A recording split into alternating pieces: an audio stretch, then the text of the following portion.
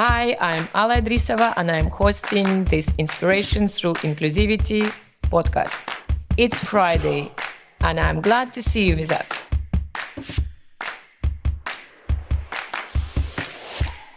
Today, I'm very pleased to have a very special guest. I'm deeply inspired by her work. It's Helen Tubb. She's leadership and diversity advisor and with years of experience working with the senior leaders and executive teams. And I'm also very interested in her research at INSEAD about sponsorship. And it's something that we don't talk enough. And it's very critical to actually get more active champions and champion each other. I'm so excited to have Helen today. So I would like to ask you, Helen, to just briefly share your career journey and what led you to focus on diversity and inclusion and in sponsorship particularly. Mm-hmm. Well, thank you very much for inviting me, and it's lovely to see you here in Amsterdam. So my career journey really started around European policy consulting. I originally studied languages and European politics, and about 10 years into my career, I decided I wanted to pack my bags and move to Belgium to be really in the hub of European affairs.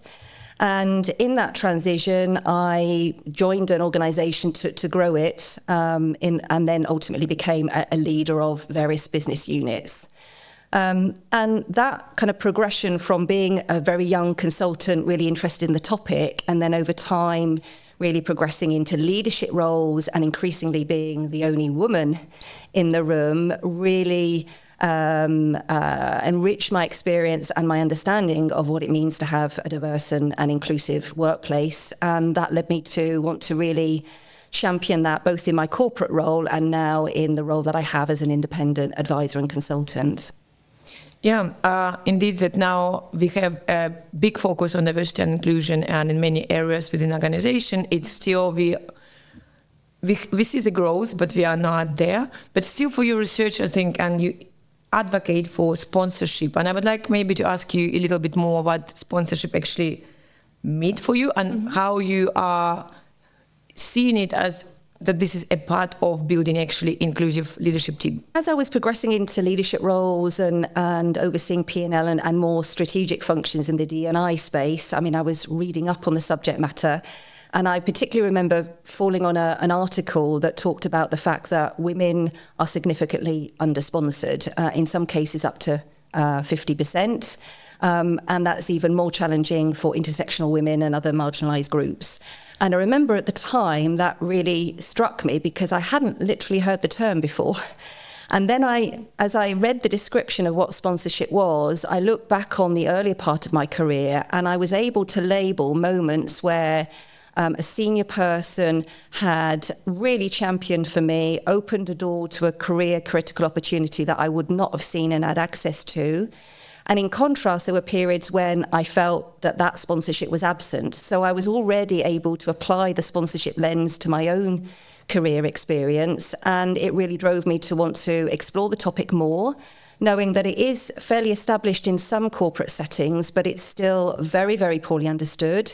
And we're at a time in this kind of DEI context where we also need to look at new ways of introducing sponsorship rather than assuming it's a full-blown program. There are many other ways I've discovered to introduce sponsorship to really bring it on as a leadership competence. Thank you, but what is the definition? I know maybe I'm a little bit pushy, but I just like how you characterize this. Yeah, I'm happy to explain. So, I mean, a very helpful contrast is the difference between mentoring and sponsorship. And mentoring a senior person, and it can be at any stage in one's career, that senior person, because the fact that they have a little bit of extra experience, a little bit more access across the organisation and a wider network, they're able to provide advice and guidance and emotional support, which is super, super helpful, and particularly for women who are looking to really tap into that senior knowledge and support. Sponsorship, by contrast, is where that senior person will not only be interacting with their woman colleague in this case, but also pivoting to interact with their own peer leaders and their own hierarchy. So they're doing the work outside of that one-to-one interaction. They are opening doors. They are dealing with pushback and unfair criticism. They are advocating time and time again. So that woman colleague is really increasingly seen and recognised for the growing leadership talent that she's bringing to the leadership table. So may I assume that mentor could be outside of your organization, but sponsor it's within your organization? It definitely is very important within an organizational context, particularly when there are certain ladders to climb, and also the way that women navigate through their careers at different life stages is different. So definitely within an organizational context. It's interesting though, since I've published the research and increasingly kind of exploring other facets of this topic, I've discovered actually women and men, in fact, talking about the power of sponsorship outside of organisations as well, particularly if we're looking at, generations that are coming through that will have several job changes throughout their career. Actually being tapped into mentors and sponsors across a professional sector, for example, or in a particular geography, can make, a very important difference in being able to move and be visible and seen and have that impact in spaces that you wouldn't ordinarily have access to. It's fascinating for me. And in your research, I know that you spend a lot of time and being part of INSEAD journey. Mm-hmm. Maybe you can share some of your findings and what, do you have any data, anything that you can share with us as a part of your research? And maybe also step back for me, how you joined INSEAD and how it all started. Mm-hmm, mm-hmm. Well, I mean, in the INSEAD training that I went through really gave me the platform to explore this topic. It wasn't part of my original intention when I signed up, but it's amazing how you go in a program, you meet amazing people, and then you think, oh, wow, actually, this is the right space to really delve deeper into this passion topic. The course itself was an executive master at INSEAD, very much focused on organisational behaviour and change.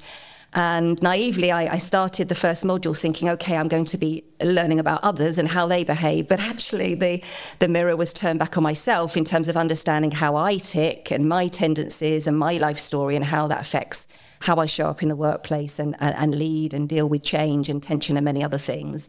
And it was an amazing journey, very practically applied with the concepts that we were learning. And one of the qualifying requirements was to do brand new research, a very deep psychological study. And so I decided, yes, this is what I'm going to do. I'm going to research the topic. And so I interviewed senior leaders, 2/3 of whom were men, because I was really keen to understand what it takes for leaders, particularly men who are currently more highly represented in senior levels, what it takes for them to sponsor and what the relationship experience is for them, as well as the women who are being sponsored in this case.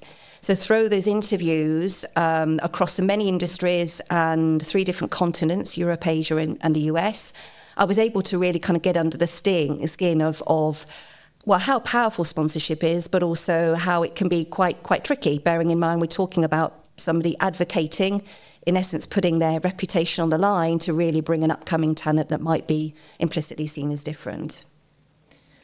I keep wondering, do we want more men as allyship, or we want more men as a sponsors? So if we, because I see that you're focusing still purely on women, even so that sponsors could be also for men, but yeah. It's a really good question, and I mean, there's as in many things, there's an interconnection between the two. I'm finding in talking with other professionals who are working in this space that sponsorship can be a really helpful next step for leaders of any gender who want to be active allies, and that can be in relation to women or other intersectional or marginalised groups. And so from moving from really showing up and championing and showing your interest in a particular dimension of diversity, sponsorship is where you're really going that one step further in taking it really into concrete action. And because it's very career-focused and talent-focused, it's also bringing benefits to the organisation in a very, very concrete way. In fact, the rates of career advancement for women that have been sponsored is much higher, and also career advancement for leaders who are sponsoring too. So there's mutual benefits for both parties if we can really translate that allyship into those concrete sponsorship moves. So allyship then it's a baby step before somebody really get engage and become your sponsor?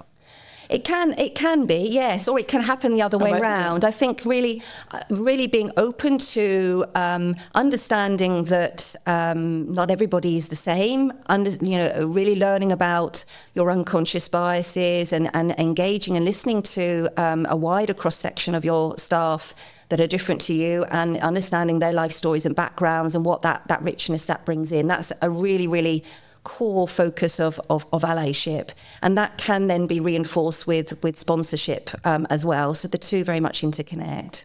Thank you. I think it's quite inspirational for me. And you've mentioned that the leaders themselves, right, that they are maybe not understand or not really understand the importance of sponsorship. So in your opinion, what are the next steps for organizations and for the leaders actually to start thinking differently and to embrace sponsorship as a part of their DNA or their organizational DNA? Yeah, that's a really good question. I would say, based on the interviews and the many, many other conversations I've had, and also the observations of a wider cross-section of sponsorship interventions within companies, there are two tendencies I'm seeing. So the kind of what I would suggest as the next step would be a little bit different in each case. On the one hand, I'm seeing lots and lots of organisations who are not doing sponsorship at all, or think they are doing it. So mentoring and sponsorship is just used so synonymously that they're seen as one and the same thing. They are complementary and distinct. They work well together, but sponsorship really, brings that elevation that I refer to. So in those cases, I would say to companies that really think seriously around the sponsorship gap that exists within your organisation, and really take those first steps to raise awareness around how that is a major barrier to bringing on more diverse talent into senior leadership levels. And there can be different ways to kind of introduce it then concretely in terms of learning what to do and working with different scenarios. The other case is where companies have gone down the road of introducing formal programs, but there is currently a tendency for those to be scaled back, and not all have delivered the impact that's been expected. So kind of not throwing the baby out with the bathwater, not seeming it doesn't work, but maybe we're in an era where there are new ways of introducing sponsorship without it necessarily having to be a large-scale formalised program. So if I hear you, so it could be part of even HR policies, right? Hiring, diverse hiring, retention. So sponsorship, it should be implemented as a part of any HR directives, or it's still coming from the C-suite. What would be your advice to have the most, let's say, efficient implementation of sponsorship programs within an organization where leaders can start? Yes, I think I work from the basis of I see sponsorship as a core leadership competence. If we're looking for leaders to really embrace diverse talent, foster inclusive workplaces, and really tap into hidden talent that we're not really capitalising on, so that we are increasingly having more diverse and inclusive leadership, then this needs to be one of the skills and competencies that we should be kind of building into leadership development. Now, that is a slightly longer burn because it takes a while for people to go through a program where that sponsorship is offered, but it is a way of really introducing it to your upcoming talent in early and latter stages, so that they can actually learn that behaviour and develop that skill. Accompanied with that, I would also suggest there are different types of accountability mechanisms. So, everyone can be trained to do something, and then you go back to the day job and you don't do anything else.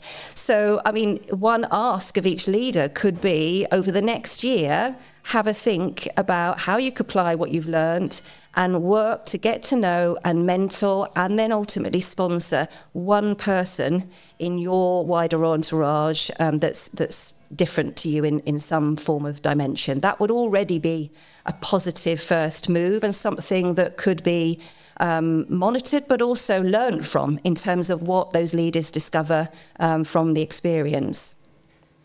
Yeah, so but here it's actually by example, and even like a senior leader that you can also become the sponsor, and by doing it yourself, then you actually understand the main challenges is, as I mentioned, it's a long journey, and probably there is a lot of ups and downs and a lot of challenges, and maybe a few challenges but you already seen or heard from the senior leaders who been trying to implement sponsorship. Could you share with us? Yes, I can. And I mean, having spoken to these many leaders who had been sponsored, I mean, not all of their stories were rosy, and not all the stories of the women I spoke to were rosy either. I mean, it's if we're looking to bring about change, shift mindsets, get to know a certain background or a life story that's somewhat different, and then also mitigate the many gender biases, that requires some emotional engagement and effort. But I mean, I can think about one particular chief operating officer who was heading a international market research agency. And he recalled a very catalytic moment in his career when he was, the top executive team, where he discovered that his executive team had been jokingly called the man meeting.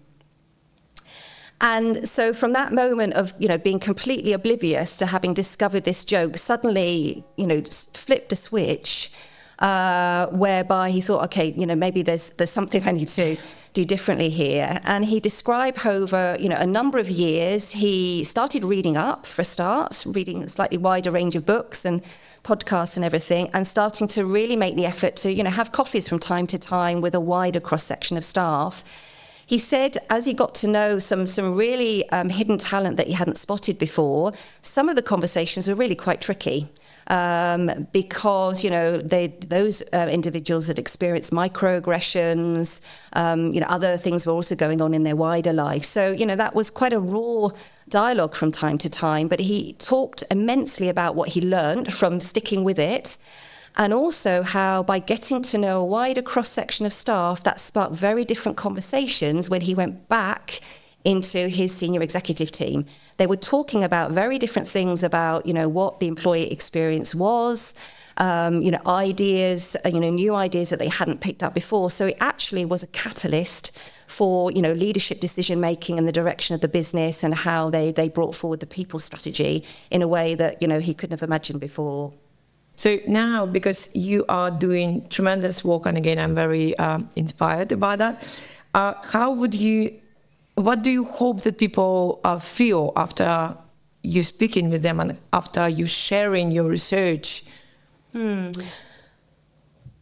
I hope they were, I really come to this from a very human perspective. And I think that's also through everything I learned through INSEAD, and then looking back on, my life story and my career story and some of the difficult periods earlier in my life, and how that means that I show up as a leader, how I practiced it in my corporate role, and how I'm now trying to really apply that perspective of trying to really connect with people as humans. I don't have an approach of, wanting to push people's backs up. We have to create that space for more leaders of all genders and intersections to lean into sponsorship, and to encourage and give the confidence for aspiring talent to really shine and have the step in those spaces where they can be sponsored. So I think with the skills I've learned, the organizational psychology concepts, and my own increased understanding of myself means that I'm able to bring that safe human space for learning and growth for all parties involved in the engagement. Yeah, and now you are a very seasonable professional, so you have experience in various business settings. You spoke, I don't know with how many leaders with all walks of life for your research. But looking back, and I don't know, maybe if you have a magic ball, and you can communicate with yourself when you've been still younger, when you've been just at the beginning of your journey, what advice you will give younger yourself stepping into your first leadership role, and actually the woman who is starting just finding her voice? Mm-hmm. Yeah. Well, I think because I feel, I kind of look back at, all the steps, through my education and upbringing, leading me to the point of starting my career and then stepping into leadership roles. For various reasons, I really struggled to find my voice. I was anorexic for, 15 years in my 20s, in my teens and into my 20s. And so that really reinforced my introversion and my ability to, really ask for help and to find comfort in other people in a very humanistic way. And through the INSEAD program, by having look at how that shaped my story, and even though it was a very, very dark time, I've been able to kind of bring that into my own way of leading and my own perspective on how there are so many things that are sitting behind the person that you see in the workplace. And it's so easy to judge. Yet if you actually peel back the layers and create that space, there's just so much that's going on in people's bodies and minds that really influences, how they work and the impact they can and have not for the people that they work with. So it's really that perspective that has really influenced my journey and means that, for the first, woman stepping into a leadership role, I would encourage her to ask for help and find a group of supporting people much, much earlier than I did. I think I was probably 10 years too late. I kind of, thought, I'll keep my head down and I'll do it alone. But that's by no means the best way of doing it. And now as I've, gained confidence and had impact in my corporate role, and now I'm in this independence consultancy space where I'm discovering some amazing people, I think, my God, why didn't I do that before? So yeah, that's my big tip. I really appreciate you sharing your story. I'm curious, did you thought about cross-industry or cross-functional or cross-cultural collaboration? Because now, again, how French people or Belgian people or Dutch people see sponsorship? Yeah, I probably not in relation to the differences, in terms of national tendencies around sponsorship, but certainly in terms of certain kind of continents. So, for example, in the US, and I mean, if you look at the Women in Workplace report, they've studied, the degree of formal sponsorship programs and been tracking that and actually seeing a scale back in those even pre the kind of the times that we're in. Whereas here in Europe, it's a bit of a mixed approach. Either it doesn't happen at all, it's not part of the HR and DEI language, or it might be a program that's introduced as part of a global initiative. So the different kind of, I suppose, continental approaches to it. The other thing around the international approach is that I actually found through many of the interviews, the sponsorship relationships really work whether it was actually across geographies. Oh, wow.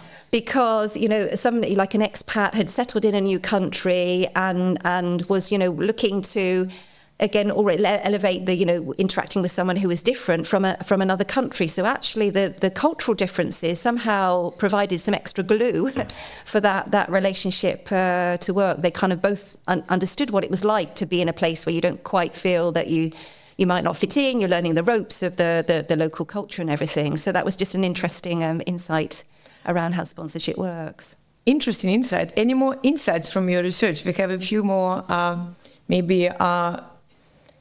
insights to bring home, or any numbers that you also can share with us. I can share one word. And on the statistics side, one of the statistics that really struck me was that 70% of the leaders that I surveyed said that gender possibly or definitely influences the sponsorship experience. And I thought, that's quite a high statistic. But it was fascinating when I then looked at all the commentary that accompanied the rating that they gave. They were mainly talking about the reactions and perceptions and misperceptions of those around them. They were less talking about the gender similarity and difference of them and their counterpart, the sponsor and the sponsee. They were actually talking about, how others might perceive the fact that a leader is sponsoring, this upcoming talent. Are they going to assume it's DEI tokenism, it's favoritism, even potentially, sexual interest. So there was a lot imagined and real that was influencing whether that relationship could even thrive, just simply because of what's going on, the noise, the cultural noise with it across the wider organisation. And that's why the approach that I've developed from the research is very much focusing on opening those conversations around how you can situate sponsorship in a wider organizational context, knowing that, there are, cultures are very, very dense and complex things. So how can we kind of look at how we can introduce this in a way that we're starting to kind of shift those assumptions and norms to enable more sponsorship relationships to thrive?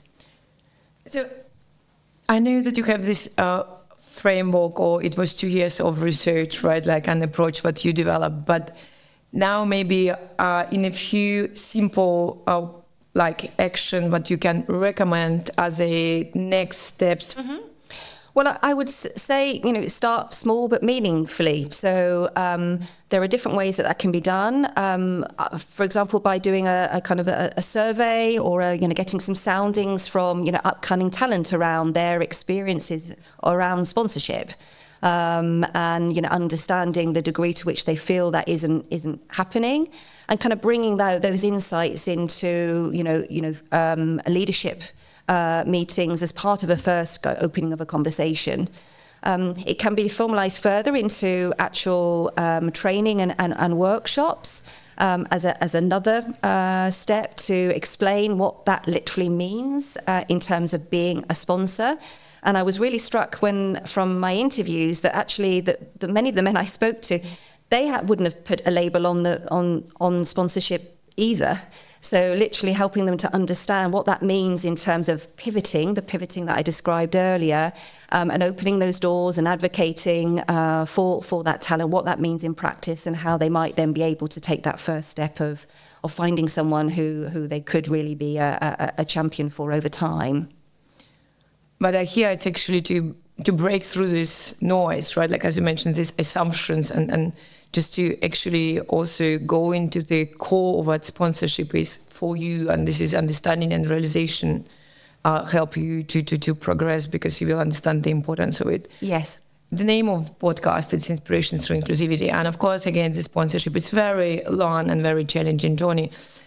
Can you share again with leaders something to inspire them? I wonder whether it's worth sharing the words of one of the women that I interviewed, because I think it hits home how powerful sponsorship can be. And I think most leaders don't realise how powerful it can be, how it's impacted their own career directory, and how it could be so beneficial for others. So if I may, please. I think it will be very nice to do. Yes, this just to say, this was a woman who, at the point when I interviewed her, she was global head of digital transformation for a very large luxury goods firm. I mean, tens of thousands of employees across the globe.